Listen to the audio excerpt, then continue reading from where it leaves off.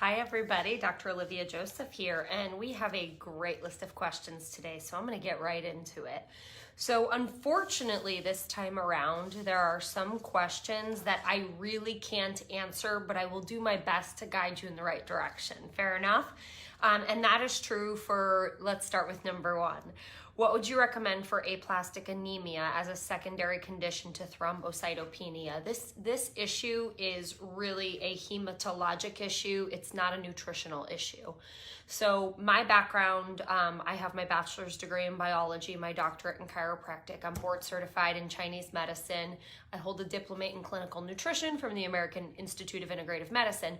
But understand, my last 15 years in practice, all I've been doing is functional testing, diet, lifestyle.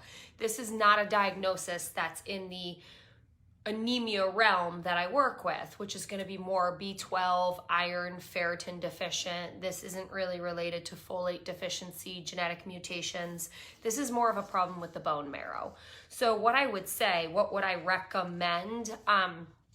Really, this is someone who has to see a hematologist, potentially even see if they are a candidate for a bone marrow transplant, which is not things that we really deal with functionally.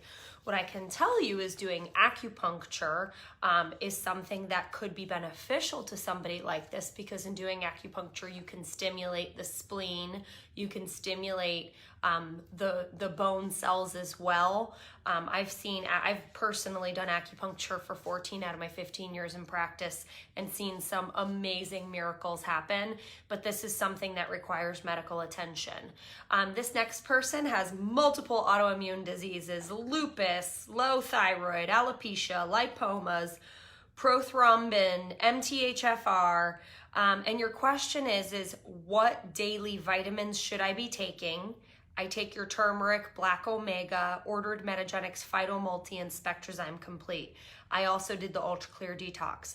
Struggling to lose weight, have digestive issues. Is there something better I should be taking? This is exactly what we do clinically, as we work with somebody like this. And when you have chronic digestive issues, you're going to have more inflammation, bloating, and swelling. So we do things like food sensitivity testing so we can reverse engineer and work on the gut.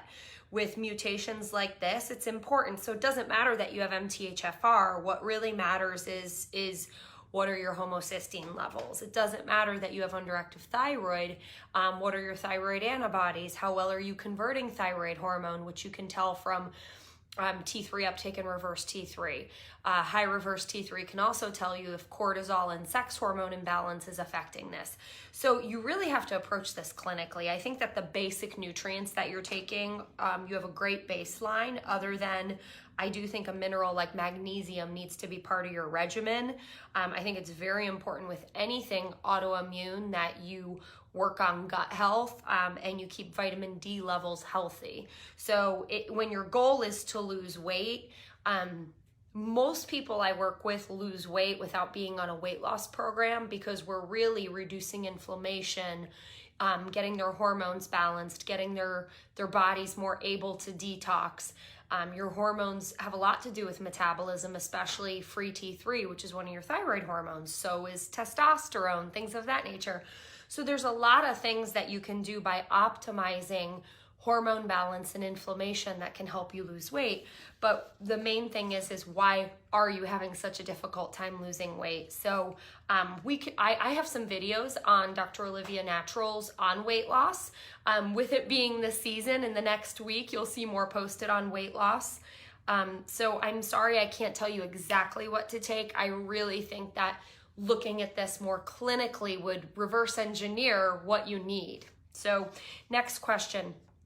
I have a question I need answered quickly, so I hope you might see this soon. You just posted this yesterday, so hopefully we're not too late. You were diagnosed, I believe, with mixed connective tissue disease, but then I don't understand this because you say AKA candida and leaky gut. Mixed connective tissue disease is not candida and is not leaky gut. I'm assuming what you mean is you have mixed connective tissue disease and candida and leaky gut. What positive candida testing do you have? How did you determine you have leaky gut, zonulin, or LPS? And I'm very familiar with mixed connective tissue disease. Your daughter got diagnosed with the flu. Should you take Tamiflu as a preventive measure? I would do your homework and try to find research that Tamiflu is preventive, because what Tamiflu does is it reduces the severity and the length of time of the flu, right? Not by much, just so you understand. So I don't know that there's actually any science or research to show that it prevents the flu. Otherwise, why wouldn't everybody take Tamiflu? It just, I don't know that that actually makes sense. You feel that taking it might mess with your immune system and not in a beneficial way. You know, I would just want to see where's the actual science or research that supports taking Tamiflu preventing you from getting it. I understand if you get it and you start taking Tamiflu early to reduce the severity and to reduce the length of time, Tamiflu needs to be taken early. So I understand that, but I don't understand it as being preventive. So the next question is, when vitamin D is low, do you recommend taking K2 as well? K2, yes, of course, but K2 is something you can easily get in your diet. It's in dark leafy greens. So I don't see a lot of vitamin K deficiency. I like to use more vitamin K2 in someone that has higher blood calcium levels. Maybe if their vitamin D is too high, you want to use vitamin K to try to grab the D and bring it to where it needs to be, which is the bone. So that's where I think it's beneficial. I use both clinically in practice. I use a D3K2 combo called K-Force. It's a little higher on the vitamin K. And I use vitamin D3 by itself as well as a liposomal. So I think both have benefit. So I would probably look at what your vitamin D levels are, what your calcium levels are, what your concerns and goals are. It's not necessary as long as you're eating greens. This next question, I love this question because this just is definitely my wheelhouse. You had a bowel resection due to colon cancer. I'm sorry to hear that. You have no bowel or large intestine. You do not have a colostomy. Is there extra supplementation I should be doing because of this condition? I have very low testosterone. My last checkup, it was 81, which is low. Any advice would be appreciated. 57-year-old, physical job as construction worker. So as far as the bowel goes, things that you can do to reduce inflammation in the bowel or within the digestive tract is when you do a stool analysis, you see something called a calprotectin. You want to make sure that that calprotectin stays below a 50. Using meal replacement shakes like Inflammacore, which contain turmeric. It's not the same as taking a turmeric pill. When you take a turmeric pill, the goal is you're reducing inflammation in the bloodstream. This is very specific to the gut. So using Inflammacore or Ultra Inflammix as a daily meal replacement shake, using a high-dose probiotic like Ultraflora IB, doing a diet that is anti-inflammatory, gluten and dairy-free would definitely be recommended. Implementing some prebiotic-rich foods like sauerkraut, kimchi, kombucha, as little as a tablespoon daily to help feed and flourish that beneficial bacteria. These are things that I would do. Testosterone, side note, you have to check your cortisol and you have to check your DHEA levels. That is how you get to the root cause of why your testosterone is low. Your job is physical in nature, which is good for you. That's actually really good for building testosterone. Weight training is great for building testosterone for men and women. But if you don't have enough DHEA, you don't have the raw materials to make testosterone. Not only that, if you don't have enough DHEA, it's probably due to a cortisol imbalance, which goes back to the adrenal glands. So do the proper functional testing. I like to do a Dutch test. And there are some natural things that help boost testosterone levels without taking dangerous testosterone, such as Tribulus. I use something called His Synergy, but really you have to get to the root cause of why your testosterone's low, and you can correct it naturally without taking testosterone. I see it happen every day in my practice. So this next question is about our turmeric supplement. You've been using our turmeric supplement for several years, and you're an example of someone who sincerely believes that the product has helped you. Helped with knee pain, arthritis. I am so excited for you. So what a lot of our competitors are doing right now is they're intentionally targeting us because Well, because a lot of people use our product because they've gotten great results with it. So sometimes they're targeting their ads towards our customers to try to get them to try their product. And I've seen this happen in several ways. I'll target your concern or your issue. One thing I've seen targeted is somebody tried to create a formula similar to ours and charge half the price. But if you look at the quantity in the bottle, you're only getting half the bottle. We manufacture. We are not a private label. We actually get the raw materials. We run the batch reports. We make our product according to the same standards you would use to make a drug. We make our products at facilities in the US that are GMP certified. We have the batch report for every one of our ingredients to make sure it is matching the potency on the label and that there are no contaminants or toxins in our product. So I can tell you that the quality is something I will stand behind and speak for, just as good as a product that's physician only or more heavily regulated or companies like Metagenics, things of that nature. We try to follow that good manufacturing practice. So what this is somebody talking about a patented C3 complex. You have to understand, you cannot patent something that's 100% natural. You cannot. Patents don't exist for that, right? That's like patenting strawberries. You can't do it. So to have a patented ingredient, what you're doing is you're creating a blend that you're calling a blend. So if it's got C3 or 3 different types of curcumin, you don't actually know how much of each one is in it because the patent is on the blend. Now, I'm not saying C3 is bad. It's using 3 different types of curcuminoids. But what I am saying is that only one is been tested in clinical trials. So it's like, so what? This same exact thing is happening with collagen, right? All these collagen companies out there are marketing. We have the most types of collagen. We have this many forms of collagen. There are only 3 that are actually going to do anything. So when you take waste taking up room with other forms of collagen that are ineffective, you're losing the space you would have for the actual potent stuff. So this one is formulated with extra virgin coconut oil and bioperine. Ours is also made with bioperine, and ours, if you've ever gotten it, we always tell you to take it with a fish oil or a meal-containing fat because the bioavailability is different. Understand our formula, yeah, it's organic curcuminoids. It's not organic turmeric powder. It's the organic active ingredient, and we mix it with ginger, which works very similarly to turmeric. They're in the same family. And when you use them together, they're synergistic and they enhance the effectiveness of each other. And then you get boswellia, which comes from frankincense, which dates back to the biblical days, especially for things related to nerve or nerve pain. Our formula is not just a turmeric formula, right? It is a very, very effective formula that I have seen. So you want to talk about how do you know it's working? Well, you're the guinea pig if you're just taking it.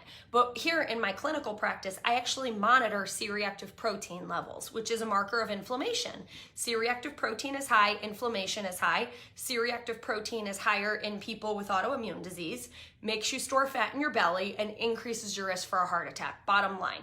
So I see people going on our C-reactive protein and their C-reactive protein levels going down. That's how you can actually objectively measure, is inflammation going down? Measure inflammatory markers. Now, if you want to try another one, I would never be offended. I mean, you're the one ingesting it. It's totally up to you. Curcumin has a low absorption rate, which is why you mix it with bioperine. That has shown to enhance the absorption rate significantly. But just squeezing a little bit of coconut oil in a pill, show me some research that has been tested to make that supplement more clinically or more highly absorbable, when really the goal is to take it with fish oil, which has a high amount of healthy fat, because you don't know how much extra virgin olive oil is in that capsule. Do you understand what I'm saying? Just because there's a drip, you're gonna get more of that. Just taking it with a meal, which we always recommend it with a meal. So that's not to poo-poo anybody else. It's just to kind of tell you how we approach it, right? We haven't changed our formula since it was originally manufactured because we haven't had to. And we always are looking for the latest and greatest in science and research. I teach for nutrition companies. I have doctors privately hire me to train them how to implement functional nutrition into their practices. So I have to stay up to date on the leading in science and research. And if I do feel that there's something we could do to upgrade our formula, I would totally do that. Now, I will tell you, not everybody can tolerate bioperine. I have run into some people where I've had to find a different formula for them that doesn't contain pepper. Does that affect the bioavailability? I mean, yes. I've seen other formulas that are made with cayenne pepper instead of bioperine, which is a derivative of black pepper. So there's no such thing as a one-size-fits-all approach. And there's a lot of great things out there for inflammation, like ginger, like boswellia, frankincense, like specific pro-resolving mediators, like black cumin seed oil. Fish oil in and of itself works to help reduce inflammation in multiple regions of the body. So there's not only one, just turmeric is a pretty popular one because it really works well if it gets into the bloodstream. So I understand your absorption question. One other thing I'm gonna cover on a separate video at Dr. Olivia Naturals. I don't think somebody posted this in this closed group, but the question was an article about avoiding cruciferous vegetables if you have a thyroid issue as them being potential goitrogens. Briefly gonna touch on this. I would not avoid cruciferous vegetables. The goal is not to eat more than 2 cups of raw cruciferous vegetables daily. So there's only one study that ever showed that eating high amounts of raw cruciferous vegetables acted as a goitrogen, which means it blocked the absorption of iodine. And because iodine couldn't be absorbed, goiters were formed. So the leading cause of nodules on the thyroid in the United States is elevated thyroid antibodies. It's not iodine deficiency because this country iodizes things. So we don't see a lot of goiters due to iodine deficiency. We see a lot of nodules due to chronic inflammation, thyroiditis, Hashimoto's. So iodine can actually aggravate Hashimoto's and make thyroid antibodies go up. Eating cruciferous vegetables helps detoxify dangerous estrogens out of your fat and glandular tissue. I would never recommend you stop eating them. Now, if you have a goiter, if you have an iodine deficiency, I don't know that I would eat over 2 cups raw or just eat it cooked. But many foods outside of cruciferous vegetables are goitrogens. I think the bigger issue is getting to the real root cause, which is properly evaluating the thyroid. Checking thyroid antibodies. You're welcome to check iodine levels, but you can't give iodine to somebody who has elevated thyroid antibodies. That's a major no-no. So I will do a deeper dive on that. Specifically, I will cite some of Dr. Datis Karazian's research on the topic. Big leader out there in natural healthcare, Chris Kesser. He wrote an article on this saying to stay away from raw cruciferous veggies. There's just not enough science to support it. I'm sorry, but there's a lot of science to support that elevated thyroid antibodies are really the leading cause of nodules in the US. Totally different in Asia, but in the US, that's just not really our issue.